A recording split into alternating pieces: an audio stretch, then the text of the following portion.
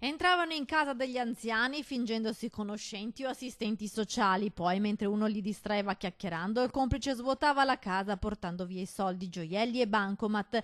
In un caso ad una 92enne di Veggiano nel Padovano hanno portato via un monile di famiglia a ricordo del defunto marito. Sgominata dai carabinieri di Piove di Sacco, una banda di ladri senza scrupoli, in manette Smeralda Gurgevic, 28enne di origine Sinti, residente a Treviso. Obbligo di dimora per 2 complici e indagate altre 3 donne, alcune di loro residenti in un campo rom di paese. Almeno 10 colpi messi a segno in tutto il Veneto: Ceggia nel Veneziano, Vittorio Veneto e Altivole nel Trevigiano, e poi ancora Bassano del Grappa, Schio, Campiglia dei Berici, Veggiano Vigonza e Saonara nel Padovano. E da qui è partita l'indagine. La Ford Fiesta usata dalla banda è stata individuata e seguita per mesi dai carabinieri. Le vittime sempre e solo anziani, preferibilmente se vivevano soli e in abitazioni isolate. Le vittime erano tutte di età superiore agli 80 anni, talune anche affette da problematiche di ordine psicofisico.